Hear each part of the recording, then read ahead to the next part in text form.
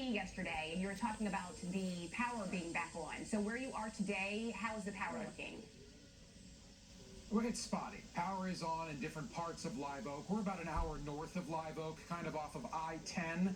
So in a different part of Florida, well inland from the Gulf of Mexico, where Cedar Key is right on the Gulf.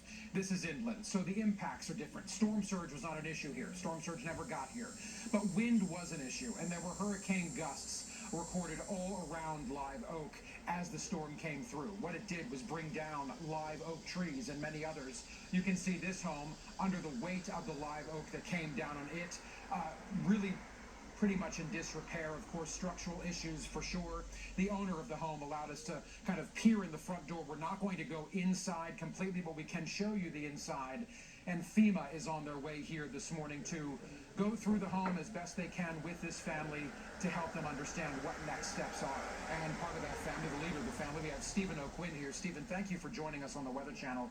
So our photographer Mark's over there showing inside the house. Can you tell us, first of all, you were not home when this happened, right? No, sir, I was not at home when it happened. By looking at the inside, that's a good thing. Yes, sir. We got all our dogs evacuated out of here and took shelter at one of my friend's house, and they were a little bit further away from here, and they didn't get it as bad, but we were not here. Yes, sir. Stephen, tell me, when you first opened the front door, and I saw you when we walked up, it's challenging to open the front door because the structural integrity of the home is different, the wall is buckled, it's hard to get the front door open. When you finally did the first time and you saw inside, what was that like?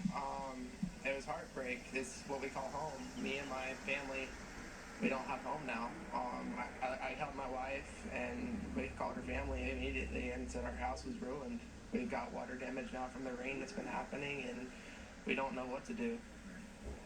So you said that FEMA's coming today. Yes. Have you talked to your insurance adjuster? We have no insurance. We're in a flood zone here, so it's really hard to get insurance where we're at. But we got FEMA involved with us today, though. They actually acted really fast for us, so that was really huge. We filed online, and they were here within 2 days. Right. So that's been a real huge help. Tell me, Stephen, there's no way to really know how to deal with this. Everybody handles it differently. For you and your young wife, you're a young couple. Have you thought about where you even start? I mean, FEMA's like, I guess, maybe the starting point, but what's next? What have you thought about next? So we're thinking about where we're going to be staying. That's our main key point, and what are we going to do with the funds we have? So to see where we're going to go, whether we're going to destroy the house or we're going to keep it whole and just rebuild. We don't know yet. It's all up in the air right now. It's emotional. It's very emotional. I'm not crying on right now because I cried my first day seeing it, but it is hard. And you drive around town. I mean, you were mentioning where you work. Also, trees down all over the place. So I do work for the Boys Ranch, and the trees look like toothpicks have just gone through, and they were snapped like a toothpick. The oak trees are just laying on the road everywhere. Power lines are down, and it's going somewhere. You have to cross a power line, and it's hard right now, all the way across. I'm not saying I'm fortunate for me. I wasn't hurt in anything, just our house was, but people could have been hurt, and I'm more worried about other people right now.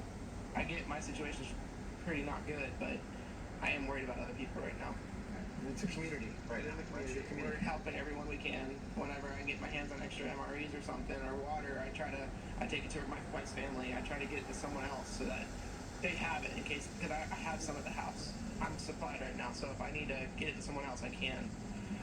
Our cousins that were living right down the road from where I work, their complete road was filled in by trees and stuff, so I had to go in. We made sure they were okay. We delivered water and everything, and they're doing good now. So, and their mom has dementia, so that was a huge thing I was worried about. Even more challenges, though. Yes. All right, Stephen O'Quinn, we're grateful for you, and thank you for allowing us to show America your home. I know this is challenging, and us coming here makes it a little more difficult, but it's good for people to see this, to understand. So thank you. Proud y'all are out here. It's nice to be able to talk to someone about it, you know what I mean? And we're grateful for you. Thank you very much. Appreciate you.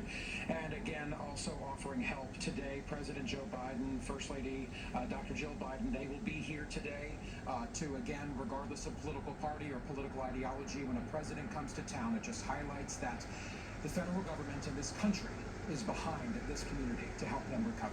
Into you. All right, Justin, yeah, and hopefully they can get that AC running and the power back on right sooner rather than later, because it's definitely going to be a hot and humid day for that cleanup for sure. We'll get back to you a little bit later. In the meantime, this is what we're working with.